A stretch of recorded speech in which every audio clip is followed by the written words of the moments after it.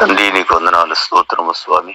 జీవాధిపతి దినదినం ప్రభు మాకు ప్రాణభిక్ష పెట్టుకుంటూ సమస్త విధములుగా తండ్రి మమ్మల్ని వెడవాయిక కనుపాపలే కాపాడుతూ తండ్రి సమస్త ప్రభుని వాక్కు ద్వారా అనేక విధాలుగా ప్రభావం దీవిస్తున్నావు, ఆశీర్దిస్తున్నావు నాయన. పరిశుద్ధపరుస్తున్నావు, స్వస్థపరుస్తున్నావు, బలపరుస్తున్నావు నాయన. నీకు స్తోత్రాలు. ఉదయకాలం ప్రభావం మళ్ళీ కృపతో జ్ఞాపం చేసుకున్న దేవా, నీ దాసులు మీరు అభిషేకించండి అయ్యా. కూడి వచ్చిన పిల్లలందరినీ జ్ఞాపం చేసుకోండి, సేవకులందరినీ జ్ఞాపం చేసుకోండి. ప్రతి ఒక్కరితో మాట్లాడండి. బలహీన ప్రభావ బలపరచండి, రోగులను స్వస్థపరచండి తండ్రి. పరిశుద్ధులను సంపూర్ణంగా చేయండి స్వామి. అయ్యా యేసుదార స్వామి నీ కృప వెల్లడి చేయండి సంపూర్ణంగా. ఈ కడవరి కాలంలో ప్రభు త్వరగా రాబోతున్నావు. ప్రపంచ పొత్తు ప్రభావం మారబోతున్నాయి దేవా. తండ్రి మమ్మల్ని సిద్ధపరచండి అక్కడికి. ఈ మట్టి గట్ల ప్రభావ నీ కృప మహదేశ్వరంతో అభిషేకించండి. అమరత్వంతో నింపండి, బలపరచండి తండ్రి. రెప్పపాట్లో ప్రభావ నిన్ను ఎదుర్కొన్న నీతి మమ్మల్ని అందరినీ మూల కలిగించండి, సహాయం చేయండి. దాసులు అభిషేకించి మహిమ పొందమని నీకు అప్పగించుకుంటూ పరిశుద్ధాత్మ దేవ సహాయం చేయమని యేసు ప్రభువును అడుగుతున్నాం తండ్రి. ఆమేన్. ప్రార్థించిన దైవజనులు రాబర్టయ్య గారిని బట్టి దేవునికి మహిమ కలుగునుగాక. మంచిది. మనందరం కూడా పరిశుద్ధుడైన దేవుని చేత మనందరం కూడా బోధించబడి నడిపించబడుతున్నాము. ప్రభు యొక్క కృప సమాధానములు మనందరికీ తోడయుండి నడిపించునుగాక. ఆమెన్. Praise the Lord. మన ప్రభు అయిన యేసయ్యకు మహిమ కలుగునుగాక, ఘనత కలుగునుగాక. ఆమెన్. చూడండి నాన్న, మనందరం కూడా 2 పేతురు పుస్తకాన్ని ధ్యానం చేసుకుంటూ వస్తున్నాము. ఈ 2 పేతురు పుస్తకం ఆల్మోస్ట్ మనం ముగింపు దశలోకి వచ్చేసాము. నాకు తెలిసి మరి ఈరోజు టైం ఉంటే మరి ఈరోజు కంప్లీట్ అవ్వాలని అనుకుంటున్నాను. ప్రభు యొక్క ఆత్మ మనందరికీ బోధించి నడిపించునుగాక. ఆమెన్. చూడండి నాన్న, మనం 1 పేతురు పత్రిక మనం అందరం కూడా ధ్యానం చేసుకుంటున్నాము. ఆ వాక్యాన్ని మరలా నేను చదువుతాను. 2 పేతురు పత్రిక 3వ అధ్యాయము 14 నుంచి మనం 18 వచనాల వరకు పరిశుద్ధుడైన దేవుని చేత బోధించబడుటకు పరిశుద్ధాత్మ దేవుడు మనందరికీ సహాయం చేసి నడిపించునుగాక. ఆమెన్. Praise the Lord. చూడండి, మనందరం కూడా ఇందులో 14 నుంచి 18 వరకు 5 శ్రేష్టమైన సంగతులను గురించి, ప్రభు యొక్క రాకడలో మనందరం కూడా ఎలాంటి జీవితం చేసిన వారమైతే మనందరం ప్రభుని ఎదుర్కొంటామో, ప్రభు యొక్క ఆత్మ ఈ రోజున మనందరితో గత లాస్ట్ సెక్షన్లో మాట్లాడుతూ వచ్చింది. ఈరోజు కూడా ప్రభు యొక్క దయా, ప్రేమ, కనికరం మనందరితో మాట్లాడుతూ ఉంది. చూడండి నాన్న, 14వ వచనం నుండి నేను మరలా చదువుతాను. ఆ మాటలు మరలా ఒకసారి రిమైండ్ చేసుకుందాము. ఆ మాటలన్నీ కూడా ఒకసారి చదువుకుందాం. నేను చదువుతాను, దయచేసి ఆ మాటలు చదువుకుందాం. ప్రియులారా, వీటి కొరకు మీరు కనిపెట్టువారు కనుక శాంతము గలవారై ఆయన దృష్టికి నిష్కళంకులుగాను నిందారహితులుగాను కనబడినట్లు జాగ్రత్త పడుడి. గమనించారా? జాగ్రత్త పడుడి. మరియు మన ప్రభు యొక్క దీర్ఘశాంతము రక్షణార్థమైనదని ఎంచుకొనుడి. అలాగున మన ప్రియ సహోదరుడైన పౌలు కూడా తనకు అనుగ్రహింపబడిన జ్ఞానము చొప్పున మీకు వ్రాసి ఉన్నాడు. వీటిని గూర్చి తన పత్రికలన్నిటిలోనూ బోధించుచున్నాడు. అయితే వీటిలో కొన్ని సంగతులు గ్రహించుటకు కష్టమైనవి. వీటిని విద్యావిహీనులు, అస్థిరులైన వారు తక్కిన లేఖనములను అపార్థము చేసినట్లు తమ స్వకీయ నాశనమునకు అపార్థము చేయుదురు. అంటే పుట్నోట్లో వక్రముగా తిప్పుదురు. 17వ వచనం, ప్రియులారా, మీరు ఈ సంగతులు ముందుగా తెలుసుకుని ఉన్నారు గనుక మీరు నీతి విరోధుల తప్పు మార్గమున వలన తొలగింపబడి మీకు కలిగిన స్థిర మనస్సును విడిచి పడిపోకుండా కాచుకొని ఉండుడి. మన ప్రభువును రక్షకుడునైన యేసుక్రీస్తు అనుగ్రహించు కృపయందును జ్ఞానమందును అభివృద్ధి పొందుడి. ఆయనకు ఇప్పుడు యుగములకు వరకు మహిమ కలుగునుగాక. ఆమేన్. చూడండి అన్న, ఇక్కడ 5 సంపూర్ణమైన గుణములు కలిగిన వారిగా మనము ప్రభువుని ఆయన యొక్క రాకడలో ఎదుర్కొని సిద్ధపడాలని పరిశుద్ధ లేఖనం చెప్తుంది. మొట్టమొదటిది 3వ అధ్యాయం 14వ వచనంలో మనము ఆయన రాకడలో ప్రశాంతంగా శాంతము గలవారమై సమాధానముతోనూ నెమ్మదితోనూ మనం బ్రతకాలి అని దేవుని యొక్క వాక్యం చెప్తుంది. రెండవది, దేవుడు మనకు అనుగ్రహించిన రక్షణ విషయంలో ప్రభుని ఎదుర్కొనే వరకు చక్కగా ఎదగాలి. మూడవది, మీరు అబద్ధ బోధకుల వైపు తిరిగి మళ్ళకుండా చాలా జాగ్రత్తగా ఉండండి అని 3వ సంగతి చెప్తుంది. 4వ సంగతి, 4వ గుణం వచ్చేపాటికి మీరు క్రీస్తు యొక్క కృపలోను జ్ఞానములోను అభివృద్ధి పొందండి అని చెప్తుంది. 5వది, దేవునికి యుగయుగములకు మహిమ కలుగునుగాక.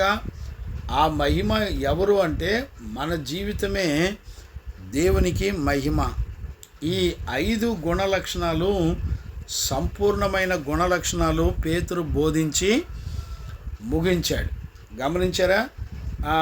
నిన్నటి దినాన మనం 2 విషయాలు నేర్చుకుంటూ వచ్చాం. మనమందరం శాంతము గలవారై ఉండాలని, రెండవది ఆయన దీర్ఘశాంతము గలవాడై ఉండి మన రక్షణ విషయంలో ఆయన దీర్ఘశాంతము గలవాడై ఉన్నాడని మనం ఈ 2 వచనాలు ఆల్రెడీ మనం నిన్నటి దినాన దేవుని చేత మనందరం కూడా బోధించబడి నడిపించబడుతూ వచ్చాం. ఈరోజు అతి ప్రాముఖ్యమైనటువంటి విషయాలు మనం ధ్యానం చేసుకుందాము. ఈ రోజున మనం నిన్నటి దినాన 14, 15 వచనాలు ఆల్రెడీ మనం చదువుకుంటూ వచ్చాము, నేర్చుకున్నాము. ఈ రోజున 15 సగం నుండి అపోస్తలుడైన పౌలు గురించి మనం పేతురు ఎందుకు చెప్తున్నాడో నేర్చుకోవాలి. తర్వాత 17వ వచనంలో బుద్ధి జ్ఞానము మరి అభివృద్ధి చెందుతూ ఆయన కృపలో ఉండాలనే విషయాన్ని మనం చదువుకోబోతున్నాము. 3వ అంశం. 4, 5 వచనాలు కూడా అంశాలు కూడా మనం ఇక్కడే దేవుని యొక్క లేఖనంలో మనం ధ్యానం చేసుకుంటున్నాం. దేవునికి మహిమ కలుగునుగాక. Praise the Lord. చూడండి, మనము 3వ అంశంగా అబద్ధ బోధకుల వైపు తిరిగి మళ్ళకుండా చాలా జాగ్రత్తగా ఉండాలి అనే విషయాన్ని మనం నేర్చుకోవాలి. ఇది 3వది. 4వది, క్రీస్తు కృపలోను జ్ఞానంలోను మనం అభివృద్ధి చెందాలనే విషయం నేర్చుకోవాలి. 5వది, యుగయుగముల వరకు ఆయనకు మహిమ కలుగునుగాక. మన జీవితం ద్వారా దేవునికి మహిమ తీసుకుని రావాలి. ఈ విషయాలు మనం నేర్చుకోవాలి. ఇక్కడ ఈ పత్రికలో మనం గమనించవలసినటువంటి అతి ప్రాముఖ్యమైనటువంటి విషయం ఏంటంటే, యేసుక్రీస్తులో ఉన్నటువంటి జీవితాన్ని, లేకపోతే ఆయన ఇచ్చే ఆశీర్వాదాలు ఏంటి అనే విషయం మనం ఎరిగి ఉండాలి. అంతేకాకుండా ఆయన లేకుండా ఉండేటువంటి జీవితం కూడా ఎలాంటి జీవితం అయి ఉంటుంది అనే విషయం మనం కొంచెం గుర్తుపట్టాలని నా మనసుకు తోస్తూ ఉంది. ఇప్పుడు యేసుక్రీస్తును మనందరం కూడా నమ్మాం కదా. నమ్మినటువంటి మన జీవితంలో ఆయన వలన మనకు కలిగేటువంటి ఆశీర్వాదాలు ఏంటి, ఆయన ఏమిస్తాడు, ఆయన దగ్గర ఏముంది అనేటువంటి విషయాలు మనకి తెలియాలి. రెండవది, ఒకవేళ ఆయన లేకుండా మనకు ఏమున్నాయి గమనించారా? అంటే ఆయన లేకుండా ఉండేటువంటి వెలుపల జీవితంలో ఏం మిగులుతుంది, ఏం ఉంటుంది మన దగ్గర? ఈ విషయాలు మనకు అర్థం కావాలి. ఇంతకీ ముగింపుకు వచ్చేప్పటికీ పేతురు ఈ విషయాలన్నీ ఎందుకు చెప్తున్నాడు అంటే, యేసుక్రీస్తులో ఉన్నటువంటి ఆశీర్వాదాలన్నీ కూడా ఈ 2వ పేతురు పుస్తకంలో మొత్తం మొదటి వచనం నుంచి మరి 3వ అధ్యాయం ముగింపు వరకు కూడా చెప్పుకుంటూ వస్తున్నాడు. ఎందుకంటే ఆయనలో ఉన్నటువంటి ఆశీర్వాదాలు ఎలాగుంటాయంటే, ఆయన మొదట మనకి నీతినిచ్చాడు, ఆయన తన మహిమనిచ్చాడు, ఆయన నిత్య జీవాన్ని ఇచ్చాడు, ఆయన పునరుద్ధానాన్ని ఇచ్చాడు, ఆయన దేవుని కన్నులతో ఈ కన్నులతో మనం దేవుని చూసే భాగ్యం ఇచ్చాడు, పాప క్షమాపణ ఇచ్చాడు, విమోచన ఇచ్చాడు, సమాధానం ఇచ్చాడు, తిరిగి జన్మించే అనుభవం ఇచ్చాడు, దేవుని యొక్క పరలోక స్వాస్యాన్ని మనకు అనుగ్రహించాడు, ఆయన మహిమను మనకిచ్చాడు, ఆయన పరలోక రాజ్యాన్ని మనకిచ్చాడు, కొత్త భూమిని ఇస్తున్నాడు, కొత్త ఆకాశాన్ని ఇచ్చాడు, ఆయన కృపనిచ్చాడు, సమాధానమునిచ్చాడు, ఆయన ప్రేమనిచ్చాడు. చూసారండి, యేసుక్రీస్తు ద్వారా మనకు అనుగ్రహించబడినవన్నీ కూడా కోకొల్లలుగా ఉన్నాయి. అంటే ఎన్నో, ఒకటి కాదు, 2 కాదు. గమనించారండి?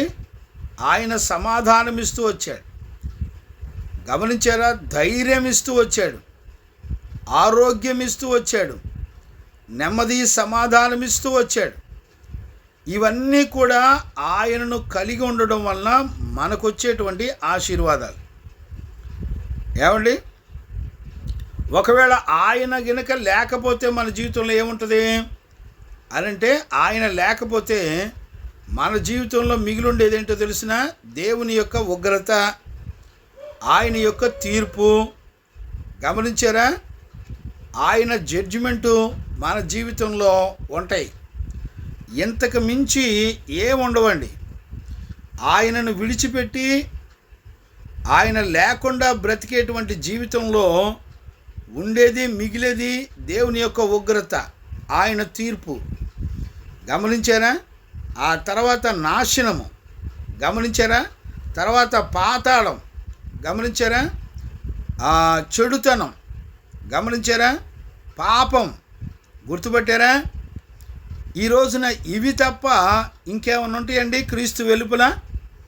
అదే యేసుక్రీస్తులో ఉంటే ఆయన పరిశుద్ధత ఉంటుంది, ఆయన నీతి ఉంటుంది, ఆయన నిత్య జీవం ఉంటుంది, ఆయన మహిమ ఉంటుంది, ఆయన స్వాస్యం ఉంటుంది, ఆయన రాజ్యం ఉంటుంది, పాపక్షమాపణ ఉంటుంది, విమోచన ఉంటుంది, పరిశుద్ధత ఉంటుంది. మనం కన్నులారా ఆయన చూడొచ్చు. ఏమండి, ఎన్ని ఆశీర్వాదాలు ఉంటాయి చెప్పండి.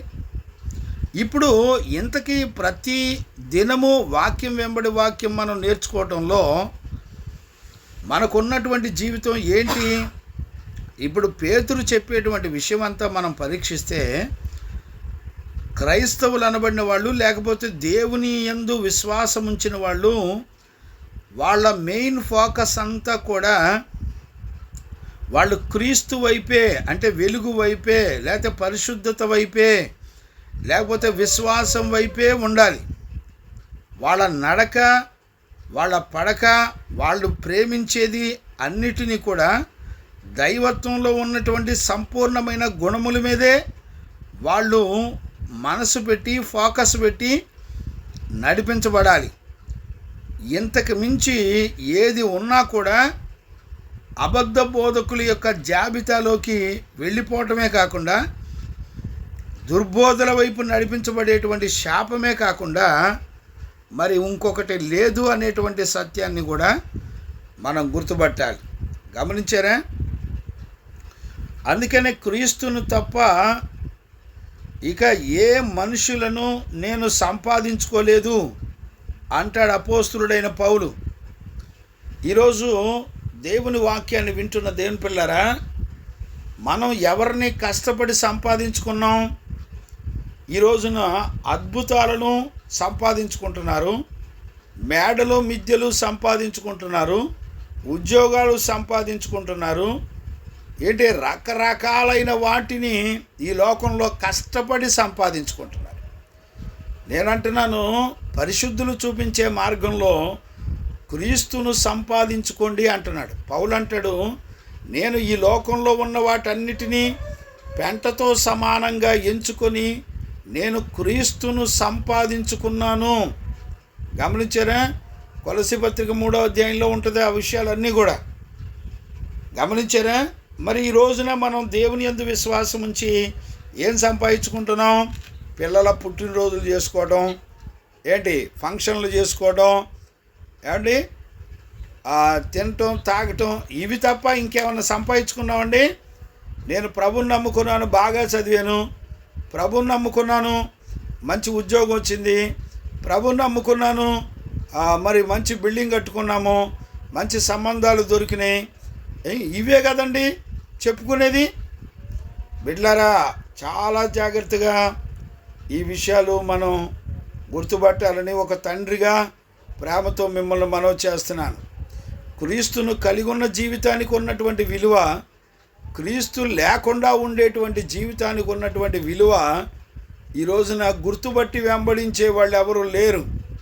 నేను ఒక తండ్రిగా ఒక విషయం చెప్తాను. నీకు కలిగినవన్నీ కూడా సమస్తమును పెంటతో సమానంగా ఎంచుకోవాలి. నువ్వు ఇక దేని మీద ఎఫర్ట్ పెట్టి ఫోకస్ పెట్టి కష్టపడాల్సిన అవసరం నీకు లేదు. ఎందుకో తెలిసిన, క్రీస్తు ఉంటే అన్నీ నీకున్నట్టే. చూడండి, యేసుక్రీస్తు నీ పక్షాన ఉంటే భూమి ఆకాశాలు నీ పక్షాన ఉన్నట్లే. యేసుక్రీస్తు నీ పక్షాన ఉంటే సర్వప్రపంచం మొత్తం నీ పక్షాన ఉన్నట్టే. గమనించారా? యేసుక్రీస్తు నీతో ఉండడం వలన ఆయన సమస్తానికి ఆధారభూతుడు. గమనించారా? ఈ రోజుల్లో సేవకులు కానివ్వండి, సంఘాలు కానివ్వండి, ఈ రోజుల్లో ఏం సంపాదించుకుంటున్నారంటే పొలాలు, ఆస్తులు, ఇళ్ళు, వాకిళ్ళు సంపాదించుకుంటున్నారు. కానీ యేసుక్రీస్తు అపోస్తలకు ఆయన ఏమై ఉన్నాడంటే సమస్తమై ఉన్నాడు. ఇప్పుడు మనుషులకి ఇండ్లు, భూములు, పొలాలు, పంట పొలాలు ఇవన్నీ కావాలని ప్రార్థన చేసేవాళ్ళు ఉన్నారు, మందిరాలు కావాలని ప్రార్థన చేసేవాళ్ళు ఉన్నారు, రకరకాలుగా వస్తువులు కావాలని ప్రార్థన చేసేవాళ్ళు ఉన్నారు. బిడ్డలారా, ఈ రోజున మనందరం ఏమి సంపాదించుకుంటున్నాం? యేసయ్య దగ్గరికి వచ్చి క్షయమైపోయి లయమైపోయేటువంటి వాటిని మనము ప్రభు దగ్గరికి వచ్చి సంపాదించుకుంటున్నాం, కానీ నిత్య జీవార్థమైన వాటిని సంపాదించుకోవడానికి ప్రభుని వద్దకు రావటం లేదు. గమనించారా? ఈ రోజుల్లో ఒకవేళ నువ్వు క్రీస్తుని గనక సంపాదించుకోకపోతే నీ ఫోకస్ అంతా కూడా క్రీస్తు మీద గనక లేకపోతే మీరందరూ దుర్బోధకుల యొక్క చేతి కిందకి ఈజీగా కన్వర్ట్ అయిపోతారు, ఈజీగా మార్చుకుంటారు. గమనించారా? కాబట్టి ఈరోజు ఉదయకాలంలో ఖచ్చితంగా మనందరం ఈ అనుభవాలను జాగ్రత్తగా విమర్శించుకుంటూ ప్రభు యొక్క రాకడ కొరకు సిద్ధపడాలని ప్రేమతో మీకు మనవి చేస్తున్నాను. గమనించారండి? ఇక్కడ మనం గమనించవలసినటువంటి విషయం ఏంటంటే, పేతురు 15వ వచనంలో సగంలోకి వచ్చేపాటికి అపోస్తులుడైనటువంటి పౌలు గురించి చెప్పడాన్ని మనం చూస్తున్నాం. ఎందుకు పౌలు గురించి అపోస్తులుడైన పేతురు చెప్తున్నాడు? కారణం ఏంటి? ఏమండి, కారణం ఏమై ఉంటుంది? పౌలు గురించి మాట్లాడవలసినటువంటి అవసరత ఏంటి? ఇప్పుడు నేను చెప్తున్నాను చూడండి. పౌలు గురించి దగ్గర 4 గుణ లక్షణాల గురించి అపోస్తులుడైన పేతురు చెప్పడాన్ని మనం చూడొచ్చు. మరలా చెప్తున్నాను, చాలా జాగ్రత్తగా అర్థం చేసుకోండి. పౌలులో ఉన్నటువంటి 4 సంపూర్ణమైన గుణాలను గురించి పేతురు సాక్ష్యం ఇస్తున్నాడు. గమనించారా? చూడండి, నేను చదువుతాను చూడండి. 15వ అధ్యాయం సగం నుంచి నేను చదువుతాను. క్షమించండి, 15వ వచనం సగం నుంచి నేను చదువుతాను. చూడండి, 2వ పేతురు పుస్తకం 3వ అధ్యాయము 15 సగం నుండి నేను చదువుతాను. చూడండి, అలాగూ మన ప్రియ సహోదరుడును నైనా పౌలు కూడా, గమనించారా, గుర్తుపట్టారా నాన్న? ఒక్క నిమిషం నాన్న.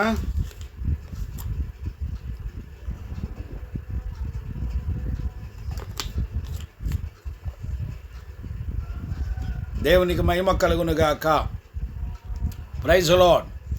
ఇప్పుడు చూడండి, పౌలుని గురించి ఎందుకు పేతురు మాట్లాడుతున్నాడు, కారణం ఏంటి అని ఈ విషయాలు మనం చాలా జాగ్రత్తగా గుర్తుపట్టాలి. ఇప్పుడు పౌలు గురించినటువంటి అనుభవాలు 4 సంపూర్ణమైనటువంటి గుణ లక్షణాలు కలిగి ఉండడాన్ని మనం చూడొచ్చు. ఇక్కడ చూడండి నాన్న, పౌలు గురించి ఏం చెప్తున్నాడంటే, అలాగున మన ప్రియ సహోదరుడును నైనా సహోదరుడునైనా పౌలు కూడా తనకు అనుగ్రహింపబడిన జ్ఞానము చొప్పున మీకు వ్రాసి ఉన్నాడు. చూసారా, పౌలు ఎందుకు ఇక్కడ నడిపింపులో నుంచి కొంచెం పౌలు గురించి ఎందుకు చెప్తున్నాడు అనేటువంటి విషయాలు మనం చాలా జాగ్రత్తగా అర్థం చేసుకోవాలి. ఇప్పుడు మొట్టమొదట పౌలు సంఘానికి పేతురు చెప్తున్నటువంటి మాట ఏంటంటే, పౌలు మనందరి ప్రియ సహోదరుడు అంటున్నాడు. ప్రియ సహోదరుడు అనే మాటకు అర్థం ఏంటి? ప్రియ సహోదరుడు అనే మాటకు అర్థం ఏంటంటే, పౌలు దేవుని చేత ప్రేమించబడిన వాడు అనేటువంటి మాటని మనందరం కూడా గుర్తుపట్టాలి. గమనించారా? దేవుని చేత ప్రేమించబడేటువంటి అతి శ్రేష్టమైనటువంటి జీవితం కలిగినటువంటి వాడు పౌలు.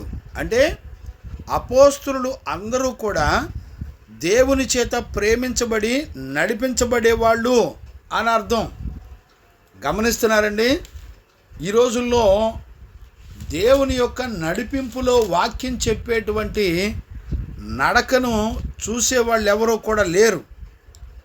గమనించారా? చాలామందికి అర్థం కాని పరిస్థితులే ఉంటాయి. ఇక్కడ చూడండి, అపోస్తుల కార్యాలు 15వ అధ్యాయము 25, 26 చదువుతున్నాను. చూడండి, కనుక మనుషులను ఏర్పరిచి మన ప్రభువైన యేసుక్రీస్తు పేరు కొరకు తమ్మును తాము అప్పగించుకొనిన బర్నబా, పౌలు అను ప్రియులతో కూడా మీ యొద్దకు పంపుట యుక్తమని మాకందరికీ ఏక అభిప్రాయము కలిగెను. ఇక్కడ చూడండి, ఎవరంట పౌలు బర్నబాలు? ఎవరో తెలిసినా మన ప్రియులతో కూడా చూసారా? మన ప్రియులతో కూడా. చూడండి ఎలాంటి సాక్ష్యం ఉందో చూడండి. అంటే వీళ్ళంతా కూడా దేవుని చేత ప్రియముగా ఎంచబడినటువంటి వాళ్ళు, అంతేకాకుండా దేవుని యొక్క చిత్తమును సంపూర్ణంగా నెరవేర్చేటువంటి ప్రియమైనటువంటి బిడ్డలు. ఇప్పుడు పౌలుని ఎందుకు జ్ఞాపకం చేస్తున్నాడు అనంటే, తోటి సహోదరుడైనటువంటి అపోస్తులుడైనటువంటి పౌలు కూడా తన జీవితంలో మనం ఎదిగినట్టు ఆయన కూడా ఎదిగాడు. మనందరికీ దేవుని పక్షముగా మనందరికీ కూడా పౌలు దేవుని దృష్టికి ప్రియమైన వాడు అనేటువంటి విషయాన్ని మనందరం కూడా గుర్తుపట్టాలి. అంటే పౌలు యొక్క దృష్టి ఎక్కడికి వెళ్తుందో చూడండి. మనము అపోస్తులము, అంటే సంఘము అపోస్తులు కలిసి ఏకత్వాన్ని కలిగిన వారిగా నడిపించబడుతున్నారు అనేటువంటి సత్యాన్ని కూడా మనందరం కూడా గుర్తుపట్టాలి. ఇది సత్యము. గమనించారా? ఇక్కడ వాస్తవానికి పౌలు అందరిలోకెల్లా పౌలు ఒక లీడర్ లాంటివాడు. అపోస్తులందరికీ ఒక లీడర్ లాంటివాడు. ఇప్పుడు పౌలు గురించి ఏం చెప్తున్నాడంటే, పౌలు కూడా ఇలాంటి పత్రికలు రాశాడు అని చెప్తున్నాడు పేతురు. ఎందుకు ఈ మాట చెప్తున్నాడు?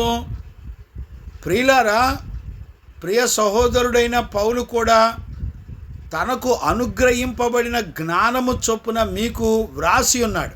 అంటే పౌలుకి ఎవరో జ్ఞానం ఇచ్చారు.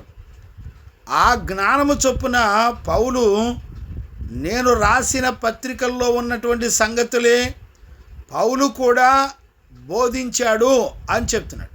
నేను అడుగుతున్నాను, పౌలుకి ఈ జ్ఞానం ఎవరిచ్చారు? ఎవరిస్తే పౌలు జ్ఞానవంతుడయ్యాడు? ఆ జ్ఞానము చేత పౌలు పత్రికలు రాశాడు అని చెప్తున్నాడు. గమనించారా నాన్న? ఈరోజు ఉదయకాలంలో దేవుని యొక్క వాక్యాన్ని వింటున్న దేవుని పిల్లారా, చాలా జాగ్రత్తగా ఈ మాటలను, ఈ వాక్యాన్ని జ్ఞానంగా అర్థం చేసుకోవాలి. అంటే పౌలుకు దేనిలో పాలిపంపులు ఉన్నాయి? దేవునితో పాలిపంపులు ఉన్నాయి. ఆయన ఇచ్చినటువంటి జ్ఞానములో పాలుపంపులు ఉన్నాయి.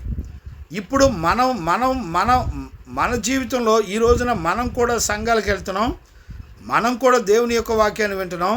మనకు దేనిలో పాలుపంపులు ఉన్నాయి? అంటే పౌలుకేమో యేసుక్రీస్తును గురించినటువంటి జ్ఞానంలో పాలుపంపులు ఉన్నాయి. ఆ జ్ఞానం కూడా యేసుక్రీస్తు తనకిచ్చాడు. గమనించారా నాన్న? ఇప్పుడు మన దగ్గర ఏమున్నాయి? మనం ఏమని చెప్తాము? దేవుడు నాకు ఇల్లు ఇచ్చాడు, దేవుడు నాకు చదువు ఇచ్చాడు, దేవుడు నాకు ఉద్యోగం ఇచ్చాడు, దేవుడు నాకు ఐశ్వర్యం ఇచ్చాడని మనం చెప్తున్నాం. వాళ్ళు ఏం చెప్తున్నారు? అపోస్తులు ఏం చెప్తున్నారు? ప్రతిష్ఠితులు ఏం చెప్తున్నారు? వాళ్ళేమో దేవుని దగ్గర నుంచి మాకు జ్ఞానం అనుగ్రహించబడింది, ఆ జ్ఞానమే మా దగ్గర ఉన్నాయి.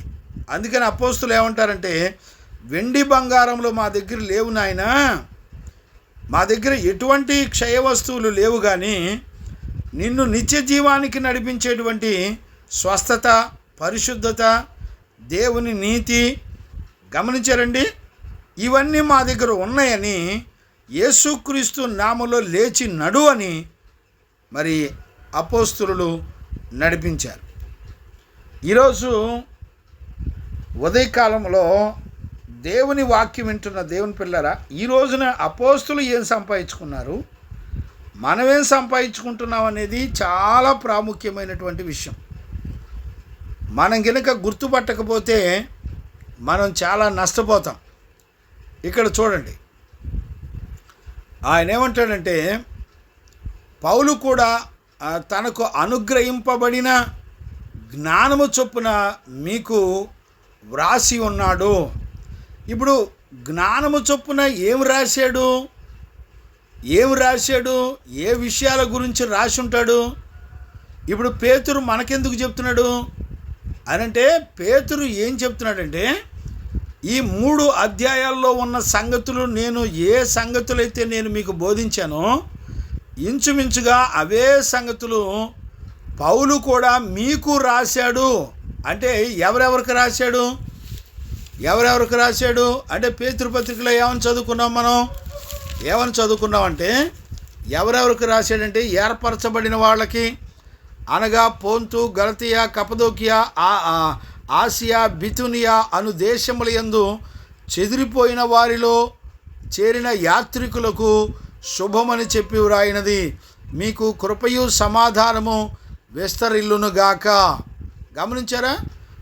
యేసుక్రీస్తు యొక్క భవిష్యత్తు జ్ఞానమును బట్టి పరిశుద్ధాత్మ వలన పరిశుద్ధత పొందిన వాళ్ళై, యేసుక్రీస్తు యొక్క రక్తము చేత శుద్ధి చేయబడిన వాళ్ళై, వాళ్ళు మరి ఏర్పరచబడిన వాళ్ళు, మరి పొంతు, గలతియా, కపదోకియా, ఆసియా, బితునియా అను దేశాల్లో 5 దేశాల్లో చెదిరిపోయినటువంటి యాత్రికులకు రాస్తున్నాడు.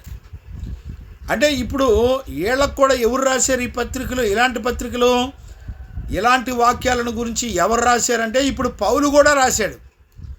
పౌలు, పేతురు ఇద్దరూ కూడా ఒకే ఆత్మ చేత నడిపించబడుతూ వాళ్ళు ఈ పత్రికలు రాసినట్టుగా, ఈ పత్రికల ద్వారా సంఘమును దర్శించినట్లుగా మనము దేవుని యొక్క వాక్యంలో చూడగలుగుతున్నాం. అంటే చూడండి, అపోస్తులందరినీ కూడా, సంఘమును కూడా దేవుడు ఏక ఆత్మతో సమాధానం చేత నడిపిస్తున్నట్లుగా మనందరం కూడా చూస్తున్నాం. దేవునికి మహిమ కలుగునుగాక. Praise the Lord. ఇప్పుడు చూడండి 16వ వచనం. 16 చూడండి. అనుగ్రహింపబడిన అనే మాట కూడా చాలా ఉన్నతమైంది.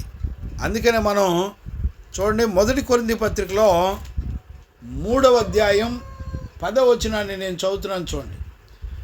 దేవుడు నాకు అనుగ్రహించిన కృప చొప్పున నేను నేర్పరి అయిన శిల్పాకారుని వలె పునాది వేసి తిని, మరి ఒకడు దాని మీద కట్టుచున్నాడు. ప్రతివాడు దాని మీద ఎలాగూ కట్టుచున్నాడో జాగ్రత్తగా చూచుకొనవలెను. వేయబడినది తప్ప మరి ఒక పునాది ఎవడును వేయనేరడు. ఆ పునాది యేసుక్రీస్తే. గమనించారా? అంతేకాకుండా ఎవడైనను పునాది మీద బంగారము, వెండి, వెలగల రాళ్ళు, కర్రలు, కొయ్యకాలు మొదలైన వాటితో కట్టిన యెడల దాని పని కనబడును. ఆ దినమున దానిని తేటపరచును. అది అగ్ని చేత బయలుపరచబడును.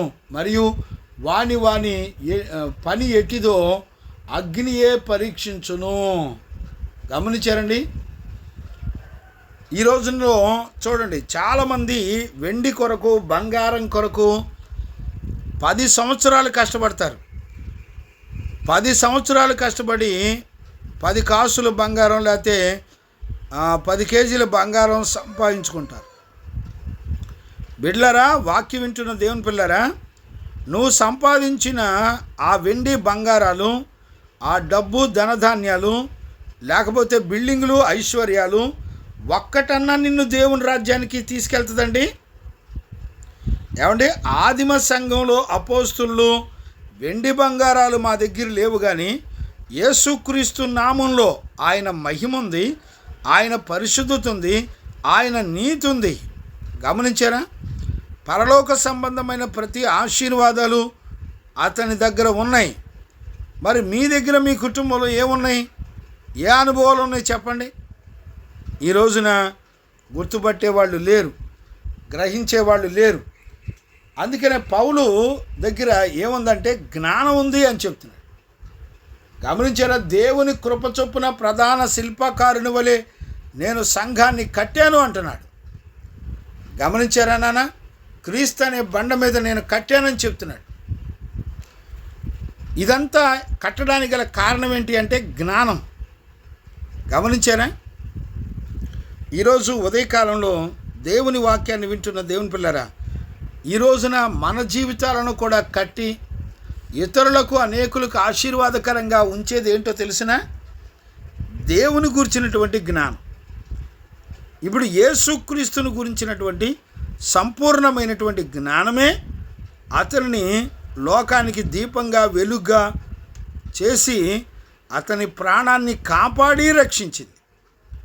ఈరోజున వాక్యం వింటున్న దేవుని పిల్లరా, ఈరోజు నువ్వు నేను రక్షించబడి వారు మనసు పొంది సంపూర్ణతకి ఎదిగినప్పుడు మాత్రమే మనం కాపాడబడగలమనేటువంటి విషయాన్ని మనం దేవుని యొక్క వాక్యంలో చూడగలుగుతున్నాం. దేవునికి మహిమ కలుగునుగాక. ఆమేన్. చూడండి అన్న, 16వ వచనం కంటిన్యూ చేస్తాను. వీటిని గురించి తన పత్రికల్లో నువ్వు బోధించుచున్నాడు. చూసారా? మనందరికీ రాయటమే కాకుండా నేను బోధించినట్టు బోధిస్తున్నాడు. అంటే ఏ సంగతులు బోధిస్తున్నాడు? ఇప్పుడు పేతురు ఏం బోధించాడు? ఇప్పుడు పేతురు బోధించినటువంటి బోధలో ఏమున్నాయి మీరు గుర్తుపట్టగలిగారా? 5 సంపూర్ణమైనటువంటి సంగతులు గూర్చి బోధించాడు. గమనించారా? రాకడను గురించి ఎలా సిద్ధపడాలో, దుర్బోధకుల గురించి మనం ఎలా వాళ్ళను గుర్తుపట్టి వాళ్ళ నుంచి వేరై ఎలాగా సత్యవాక్యాన్ని నమ్మాలో, కొత్త ఆకాశం కొత్త భూమి ఉందో, పంచభూతాలు లయమైపోయి పాతవన్నీ ఎలా గతించిపోతాయో వీటన్నిటిని గురించి కూడా అపోస్తలుడైన పౌలు మరి పేతురు బోధించిన సంఘాలకు కూడా పౌలు కూడా బోధించాడు. అని సాక్ష్యం ఇస్తున్నాడు. అంటే అపోస్తులు ఎవరు ఎక్కడుండి బోధించినా ఒకే ఆత్మ చేత నడిపించబడుతూ ఈ సంగతులే బోధిస్తారు. దయచేసి ఈ వాక్యాన్ని చాలా జాగ్రత్తగా అర్థం చేసుకోవాలి. ఎక్కడ పడితే అక్కడ, ఎలా పడితే అలాగా బోధించేటువంటి పరిస్థితులు కాదు అనేటువంటి సత్యాన్ని కూడా మనందరం కూడా గుర్తుపట్టాలి. దేవునికి మహిమ కలుగునుగాక. Praise the lord. గమనించారండి, ఇదే మొట్టమొదట దేవునికి ప్రియమైన సహోదరుడు.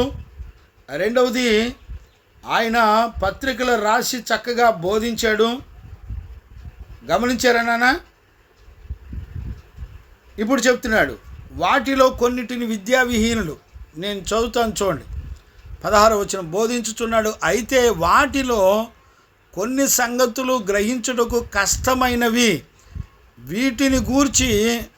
వీటిని విద్యావిహీనులు, అస్థిరులైన వారు తక్కిన లేఖనములను అపార్థము చేసినట్లు తమ స్వకీయ దురాశలకు అపార్థము చేయుదురు. చూసారండి, ఇక్కడ రెండు గుంపుల గురించి పౌలు చెప్తున్నాడు, పేతురు చెప్తున్నాడు. ఏమని? ఒకటి విద్యావిహీనులు, రెండవది అస్థిరులైనటువంటి వాళ్ళు. గమనించారా? సహజంగా బైబిల్ మొత్తంలో పరిశుద్ధాత్మ చేత బోధించబడిన ప్రతి బోధలో మనకు కొన్ని గ్రహించుకోవడానికి వీలు లేనటువంటి విధంగా ఉంటాయి. అంటే గ్రహించుకోవడానికి వీలు లేదంటే గ్రహింపు లేకపోతే వాళ్ళు సిద్ధపడలేరు కదా. గమనించారా? గ్రహించటం అంటే అర్థం ఏంటి? దేవుడు వాళ్ళకు అనుమతి ఇచ్చి సంపూర్ణమైన గ్రహింపును ఇస్తాడు. అంటే వీళ్ళు గ్రహించుకోవట్లేదంటే వీళ్ళు ఏంటి? విద్యావిహీనులు అంటే అర్థం ఏంటి? చదువుకోనోళ్ళు అని కాదు అర్థం. ఇక్కడ చాలామంది మిస్ప్లేస్ అయ్యేటువంటి పరిస్థితులు ఉన్నాయి. చదువు అంటే అది కాదు. చదువు అంటే క్రీస్తును గురించినటువంటి జ్ఞానం సంపాదించుకోవడానికి నేను సమస్తమును పెంటతో సమానంగా ఎంచుకున్నాను అని అంటాడు పౌలు. గమనించారండి? ఈ రోజుల్లో మరి ఈ మాటలు గమనించే వాళ్ళు ఎవరూ లేరండి.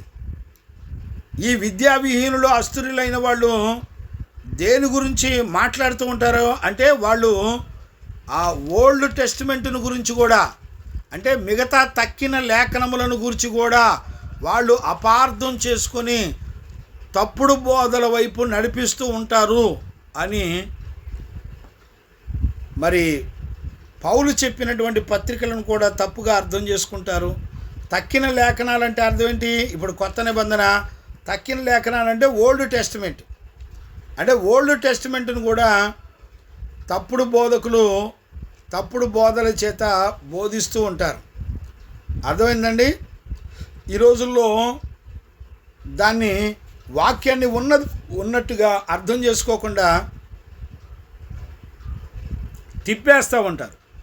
అర్థం చేసుకోకుండా తిప్పేటువంటి అర్థం ఏంటి? వాళ్ళ స్వనీతిని ఆధారం చేసుకొని ప్రకటిస్తారు. అందులో వాళ్ళ సొంత నీతిని యాడ్ చేస్తారు. అంటే అర్థం ఏంటో తెలిసినా? ఇప్పుడు చూడండి, చాలామంది మా మందిరానికి వస్తే భోజనాలు పెడతామంటారు. మా మందిరానికి వస్తే మీకు పుట్టినరోజులకి కేకులు పంపిస్తామంటారు. గమనించారా? మా మందిరానికి వస్తే మీకు మందులు కూడా ఫ్రీగా ఇస్తామంటారు. మా సహవాసానికి వస్తే మీకు కావలసినవన్నీ కూడా మేము ఇస్తాము అని వాళ్ళని ఏదో ఒకటి ఆశ చూపించి వాళ్ళందరినీ ఆకర్షించుకొని దగ్గరికి తీసుకొని వాళ్ళు తప్పుడు బోధను బోధిస్తూ ఉంటారు. ఏమండి, ఇలాంటి పద్ధతులు ఎక్కడైనా అపోస్తులు కానీ పరిశుద్ధులు కానీ దైవజనులు ఎక్కడైనా బోధించారండి? యేసయ్య కానీ ఎక్కడైనా బోధించారండి? ఏదో ఒక ఆశ పెట్టి వశపరుచుకొని మరి వాళ్ళు బోధించారండి. ఇవన్నీ కూడా అస్థిరమైనవి. వీళ్ళనే విద్యావిహీనులు అంటారు. అంటే అర్థం ఏంటి? వీళ్ళని విద్యావిహీనులు అని ఎందుకన్నాడు? వీళ్ళకి యేసుక్రీస్తును గురించినటువంటి లేఖనముల్లో ఆయన గురించినటువంటి చెప్పేటువంటి సంగతులు వీళ్ళకెవ్వరికి కూడా అర్థం కాదు. గమనించారండి? ఈ రోజుల్లో చాలామంది జీవితాల్లో అర్థం కాకుండానే మరి వాళ్ళ జీవితాలు గడిచిపోతున్నాయి అనేటువంటి సంగతిని కూడా మనం గుర్తుపట్టచ్చు. గమనించారా నాన్న? అందుకనే ఫిలిప్పీ పత్రికలో అపోస్తలుడైన పౌలు చెప్తాడు చూడండి. ఫిలిప్పీ పత్రికలో గనుక మనం చదవటం ప్రారంభిస్తే చూడండి నాన్న, నేను చదువుతాను. ఒక మాట నేను చదవాలని ఉంది, నేను చదువుతాను. చూడండి, ఫిలిప్పీ పత్రిక పోనీ 3వ అధ్యాయం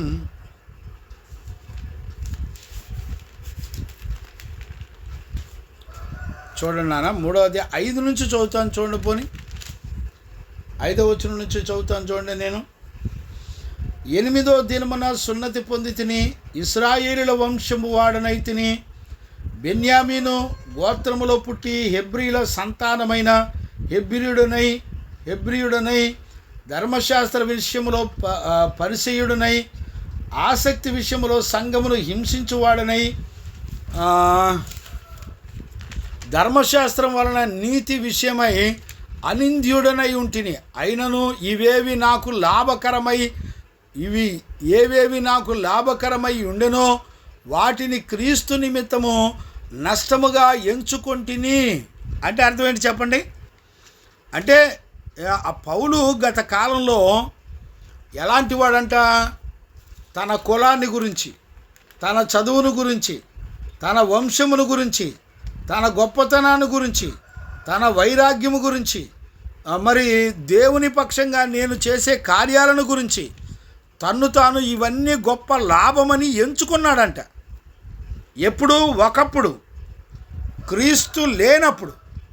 అంటే క్రీస్తును అంగీకరించినప్పుడు అతని యొక్క కులం, అతని యొక్క చదువు, అతని యొక్క జ్ఞానం, అతని యొక్క తెలివితేటలు, తనకున్నటువంటి వంశావళులు, తనకున్నటువంటి పితరులు, వాళ్ళందరినీ బట్టి అవన్నీ లాభమని అనుకున్నాడంట.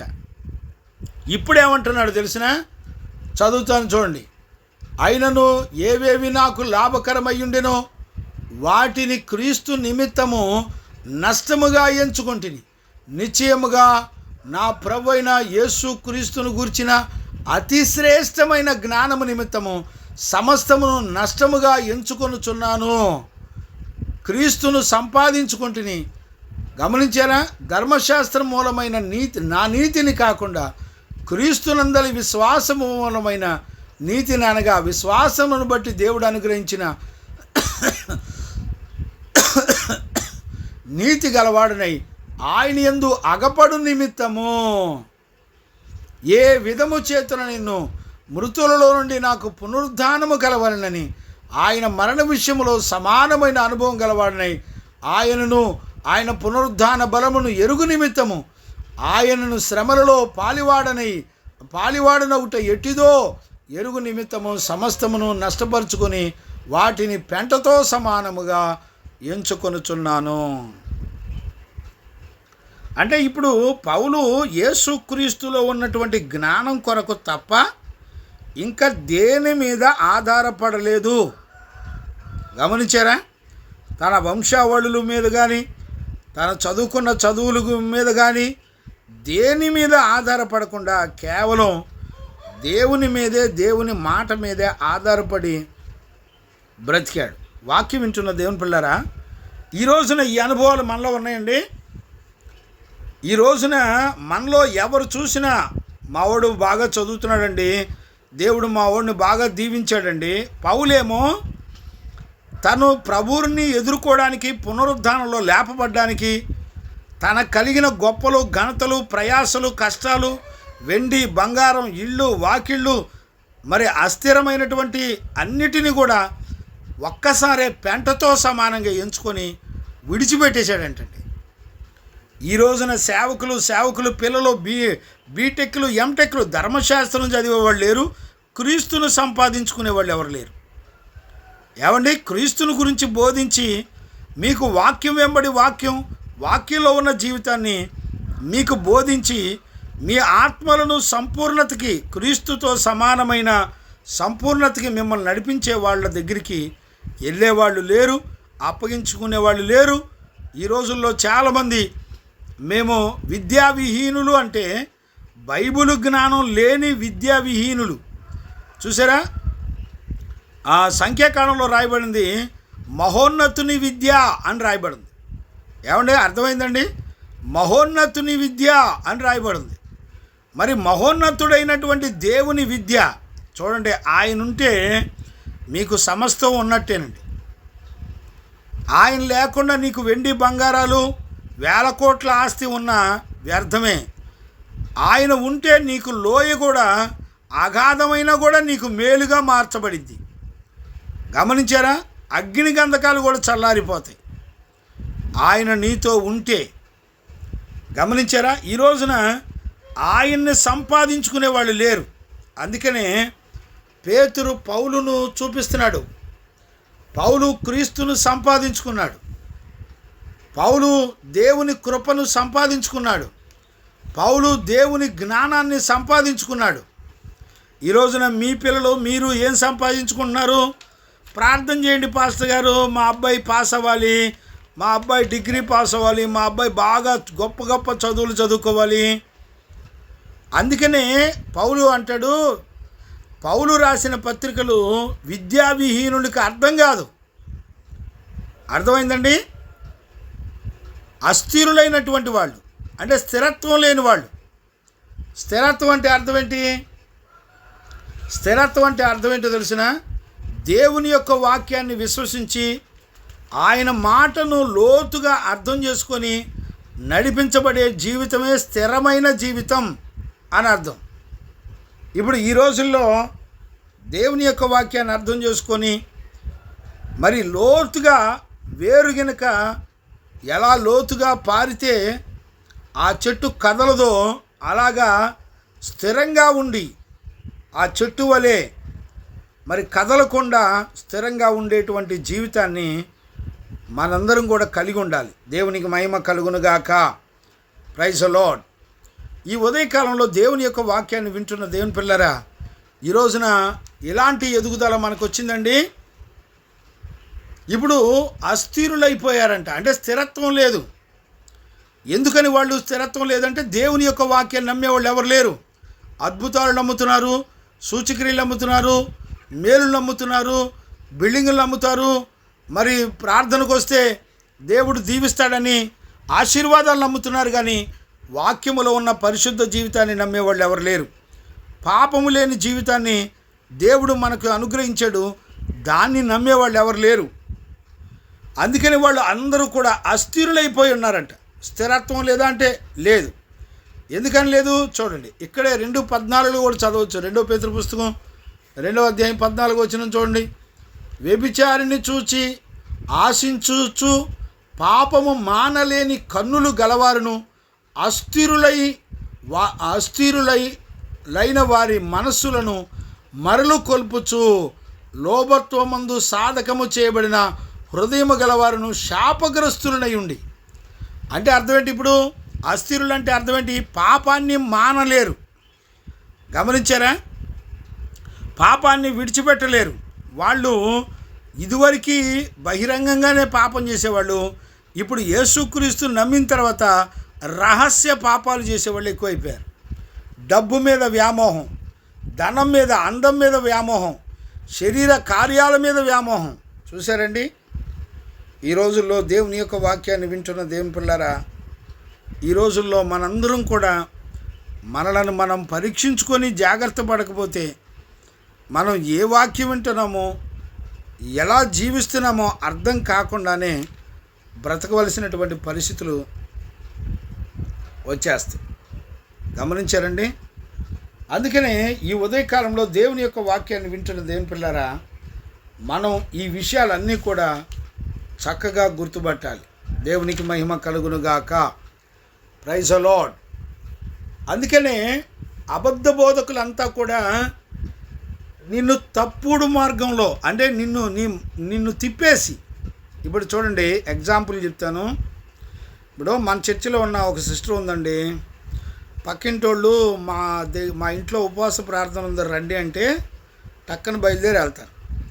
అక్కడ ఉపవాస ప్రార్థనకి వెళ్ళిన తర్వాత వాళ్ళు భోజనాలు పెడతారు, వాళ్ళు కాఫీలు టీలు పెడతారు, వాళ్ళు పలావులు బిర్యానీలు పెడతారు, వాళ్ళు సినిమాలు చూస్తారు, వాళ్ళు వడ్డీలు చేస్తారు, వాళ్ళు వ్యాపారాలు చేస్తారు, వాళ్ళు అన్నిటిలో దీవించబడతారు. ఇప్పుడు ఈ సిస్టరు వాళ్ళ దగ్గరికి వెళ్ళి వాళ్ళు కూర్చున్న ఉపవాస ప్రార్థనలో కూర్చొని ఏం చూసి వస్తుందో తెలిసిన, వాళ్ళకి వ్యాపారాలు ఉన్నాయి, దేవుడు చూడు వాళ్ళని ఎట్ట దీవించాడో చూసారా, వాళ్ళ పిల్లలు చూడు ఎంత బాగా చదువుకుంటున్నారో, వాళ్ళు చూడు ఇళ్ళు స్థలాలు ఎట్ట కొనుక్కుంటున్నారో, వాళ్ళు ప్రభువుని నమ్మిన తర్వాత ఎంత చక్కటి జీవితం చేస్తున్నారో చూడండి.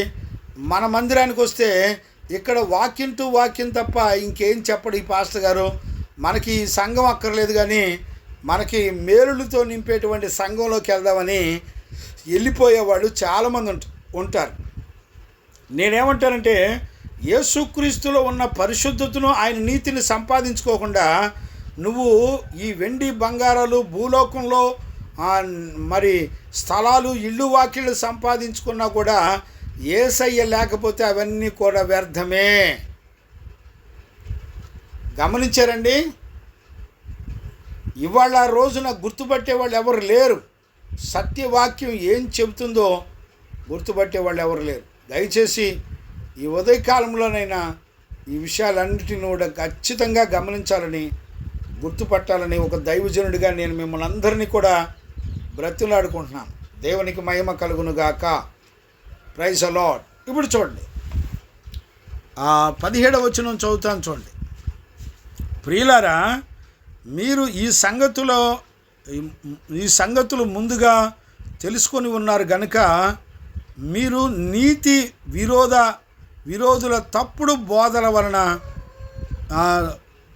బోధల నుండి మీరు తొలగిపోండి. మీకు కలిగిన స్థిరమైన మనసును విడిచి పడిపోకుండా కాచుకొని ఉండుడి. చూశారండి? అంటే అసలు స్థిరమైన వాడు ఎన్నడూ కదల్చబడ్డా కదా. అంటే స్థిరత్వం లేనివాడే కదల్చబడతాడు. గమనించారా? అంటే వాక్యం విషయంలో లోతైన సత్యాన్ని మరి గుర్తుపట్టకపోతే, గ్రహించకపోతే నువ్వు ఎన్నడూ కూడా వాక్యం నీకు అర్థం కాదు. చాలామంది ఏమంటారంటే, నేను బైబిల్ చదువుతున్నాను, నాకు పూర్తిగా అర్థమైపోతుందా అని అనుకొని భ్రమపడేవాళ్ళు చాలామంది ఉంటారు. ఎవడైనా నీకు బోధించకపోతే నీకు ఎలాగ అర్థమవుతుందని మరి పరిశుద్ధ లేఖనాలు చెప్తున్నాయి. మీ పైన నాయకులు ఉండాలి, మీకు తెలుగు వచ్చు కదా అని తెలుగు బైబిల్ చదివితే అంతా అర్థమైపోద్దని భ్రమపడద్దు. ఖచ్చితంగా ప్రతి వాక్యాన్ని పరిశుద్ధులు దేవుని చేత మరి నడిపించబడేటువంటి వాళ్ళు చెప్పకపోతే ఆ లేఖనాలు వెనక ఉన్నటువంటి దేవుని యొక్క సంకల్పం ఎలాగుంటుందో మనం గుర్తుపట్టే పరిస్థితిలో ఉండము అనేటువంటి సత్యాన్ని కూడా మనందరం గుర్తుపట్టాలి. దేవునికి మహిమ కలుగునుగాక. Praise the Lord. ఇప్పుడు చూడండి, మనం ఇక్కడ వాక్యాన్ని చదువుకునేటప్పుడు చాలా జాగ్రత్తగా మనం అర్థం చేసుకోవచ్చు. చూడండి, 17వ వచనం, మీరు నీతి విరోధుల తప్పుడు బోధన నుండి తొలగిపోయి, చూసారా, మీకు కలిగిన స్థిర మనసును విడిచి పడిపోకుండా చూసుకోండి. గమనించారా? మీరు ఈ సంగతులు ముందుగా తెలుసుకొని ఉన్నారు, మీకు ఆల్రెడీ తెలుసు. లేఖనాల్లో భవిష్యత్తులో నువ్వు రాకడలో ఎలా సిద్ధపడాలని వాక్యం చెబుతుందో నీకు లేఖనాలన్నీ కూడా తెలుసు. అందుకనే నువ్వు పడిపోకుండా నువ్వు చాలా జాగ్రత్తగా చూసుకోవాల్సిన బాధ్యత కూడా నీదే. గమనించారా నాన్న? పడిపోకుండా చూసుకోవాల్సినటువంటి బాధ్యత కూడా మందే. ఇక్కడే 1 కొరింథీలోనే, అదే 2 పేతురు పుస్తకంలోనే 1వ అధ్యాయం 10వ వచనం కూడా చదువుకోవచ్చు. అందువలన సహోదరులారా, మీ పిలుపును ఏర్పాటును నిశ్చయము చేసుకొనుటకు మరీ జాగ్రత్త పడుడి. చూసారా, మీ పిలుపేంటో అయ్యా అర్థమవుతుందా నాన్న? మీ ఏర్పాటు ఏంటో, మీ నిశ్చయిత ఏంటో ముందల స్థిరంగా జాగ్రత్తగా తెలుసుకొని స్థిరంగా ఉండండి. కదిలించబడకూడదు. గమనించారా నాన్న? దేవునికి మహిమ కలుగునుగాక. నువ్వు స్థిరంగా ఎప్పుడుంటావు? దేవుని జ్ఞానము నిమిత్తం నీకు కలిగిన క్షయమైపోయే వాటన్నిటినీ నష్టపరుచుకొని విడిచిపెట్టినప్పుడే, నువ్వు జ్ఞానం మీద ఆధారపడినప్పుడే జ్ఞానమే నీకు సర్వసంపూర్ణతని అనుగ్రహిస్తుంది. దేవునికి మహిమ కలుగునుగాక. ఈ రోజున నీకు జ్ఞానం లేదా, బుద్ధి లేదా, నువ్వు దేవుని సన్నిధిలో చక్కగా ఎదుగు. అర్థమైందండి? నీ చదువులు ఉద్యోగాలతో ఏం పని లేదు. గమనించారా? ప్రభు యొక్క రాకడ కొరకు సిద్ధపడాలనుకుంటే చాలు, నీకేం కావాలో అన్నిటినీ దేవుడే నీకు చక్కగా సిద్ధపరిచేస్తాడు. దేవునికి మహిమ కలుగునుగాక. Praise the Lord. ఇక్కడ చూడండి నాన్న, 18వ వచనం, మన ప్రభువును మన రక్షకుడినైన యేసుక్రీస్తు అనుగ్రహించు కృపయందు జ్ఞానమందును అభివృద్ధి పొందండి. చూసారా? కృపయందు జ్ఞానమందు మనందరం కూడా అభివృద్ధి చెందాలని దేవుని యొక్క వాక్యం చెప్తుంది. కృపయందు అభివృద్ధి చెందటం అంటే అర్థం ఏంటి? ఇక్కడ చూడండి నాన్న, నేను ఒక మాట జ్ఞాపకం చేస్తాను. చూడండి, ఇక్కడే మనం 2 పేతురు పుస్తకంలోనే 1, 2, 3 వచనాలు చదువుకోవచ్చు. నేను ఆ మాటలు చదువుతాను. చూడండి, యేసుక్రీస్తు దాసుడును అపోస్తులుడైన పేతురును మన దేవుని యొక్కయు రక్షకుడైన యేసుక్రీస్తు యొక్కయు నీతిని బట్టి మావలే అమూల్యమైన విశ్వాసమును పొందిన వారికి శుభమని చెప్పు రాయినది, మహిమను బట్టియు గుణాతిశయములను బట్టియు మనలను స్థిరపరిచిన వారిని గూర్చిన అనుభవ జ్ఞానమునగా. చూసారా? మనలను స్థిరపరిచేదేంటి? యేసుక్రీస్తు యొక్క అనుభవ జ్ఞానము అనేటువంటి సత్యాన్ని మనం చాలా జాగ్రత్తగా అర్థం చేసుకోవాలి. క్రీస్తును గురించినటువంటి అనుభవ జ్ఞానము. గమనించారా? మనల్ని స్థిరపరిచేది, కదలకుండా కాపాడగలిగేది క్రీస్తును గురించినటువంటి అనుభవ జ్ఞానం. గమనించారా? అనుభవ జ్ఞానములుగా మూలముగా ఆయన దైవశక్తియు జీవమునకును భక్తినికి కావలసినటువంటి వాటినన్నిటిని కూడా ఆయన మనకు దయచేస్తున్నాడు. గమనించారండి? ఈ మాటలన్నిటిని కూడా మనందరం కూడా గుర్తుపట్టాలి. దేవునికి మహిమ కలుగునుగాక. Praise the Lord. అందుకనే మనం 2 పేతురు కానీ 1 పేతురు కానీ క్రీస్తును గురించినటువంటి జ్ఞానం, కొలసీ పత్రిక కానీ తెస్సలోని పత్రిక కానీ ఆయన రాకడ గురించినటువంటి సంగతులు, క్రీస్తును గురించినటువంటి జ్ఞానం, అపోస్తులుడైన పౌలు కానివ్వండి, పేతురు కానివ్వండి, పరిశుద్ధులు అపోస్తులు ఎవరు చూసినా ఈ సంగతులన్నీ కూడా వాళ్ళు చెప్పి బోధించడాన్ని మనందరం కూడా చూస్తున్నాం. దేవునికి మహిమ కలుగునుగాక. కాబట్టి ఈరోజు దేవుని యొక్క వాక్యాన్ని వింటున్న దేవుని పిల్లరా, ఈ రోజున ఈ వాక్యాన్ని బట్టి మనందరం కూడా సిద్ధపడాలి. ఒక పక్క పౌలుని గురించి కూడా సాక్ష్యం ఇస్తున్నాడు, ఒక పక్క మరి 17, 18 వచనాల ద్వారా మనము దుర్బోధకుల వైపు తిరిగిపోకుండా ఆయన కృపను, ఆయన జ్ఞానమును మనం పొందుకోవాలని, మరి యుగయుగములకు ఆయనకు మహిమ తీసుకొచ్చేటువంటి జీవితం చేయాలని, మరి యుగయుగాలకు దేవునికే మహిమ కలుగుతుందని మరి పేతురు చివరికి ఏమన్నాడంటే ఆమేన్ అని అన్నాడు. అంటే ఇవన్నీ కూడా నెరవేర్చబడును అని అంటాడు. గమనించారా? మనం కూడా అదే వాక్యాన్ని విని మనం కూడా ఆమేన్ అనాలి. అర్థమైందండి?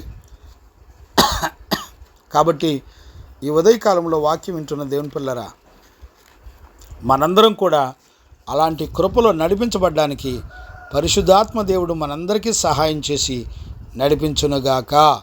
ఆమేన్. ప్రార్థన. మహాపరిశుద్ధుడైన కన్నతండ్రి, నీకు స్తోత్రం నాయనా. ఈ ఉదయకాలంలో నా తండ్రి 2 పేతురు పత్రిక మరి కంప్లీట్ చేయడానికి కృప చూపుతూ వచ్చావు నాయన.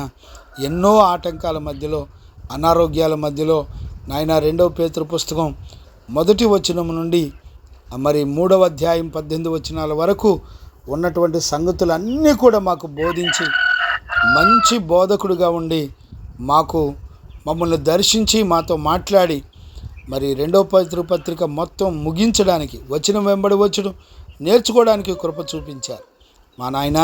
రేపు ఉదయకాలంలో మరలా మేము సిద్ధపడాలి. మరి ఏ పత్రిక ధ్యానం చేయాలో మాకు తెలియదు, మరి ఓల్డ్ టెస్టిమెంట్లో ధ్యానం చేయాలో మాకు తెలీదు. మీరు మాకు ఆలోచనకర్తలుగా ఉండి మమ్మల్ని నడిపించండి. కొత్త విషయాలు నేర్చుకోవడానికి మరి పరిశుద్ధాత్మ ద్వారా బోధించబడడానికి కృప దయచేయండి. మంచి బోధకుడుగా ఉండి నా నోటికి నోరయ్యుండి నీ ఆత్మ వలన పరిశుద్ధమైన లేఖనములు మాకు మంచిగా బోధించి మరి 2 పేతురు పత్రిక ముగించడానికి కృప చూపినందుకు కృతజ్ఞతాస్తుతులు చెల్లిస్తూ యేసయ్య నిన్నడిగి పొంది ఉన్నాము తండ్రి. Amen, amen. ప్రార్థన ఆలకించి అడిగినవన్నీ పొందుకునే భాగ్యం ఇచ్చి నడిపించిన యేసయ్యకు స్తోత్రము చేయుదుమో. స్తోత్రం, స్తోత్రం, స్తోత్రం, స్తోత్రం. తండ్రి, కుమార, పరిశుద్ధాత్మ దేవునికి స్తోత్రము చేయుదుమో. స్తోత్రం, స్తోత్రం, స్తోత్రం, స్తోత్రం, స్తోత్రం. ఆమెన్. మన తండ్రి అయిన దేవుని నుండి, మన ప్రభు అయిన యేసుక్రీస్తు నుండి, పరిశుద్ధాత్మని యొక్క అన్యోన్య సహవాసము, సన్నిధి, సమాధానం విశ్వసించిన బిడ్డలకును సకల పరిశుద్ధులకును యేసయ్య కృపా సమాధానములు తోడయుండి నడిపించునుగాక. Amen, amen, amen. అందరికీ వందనాలు. ప్రభు కృపా సమాధానాలు మనందరికీ తోడయుండి నడిపించు.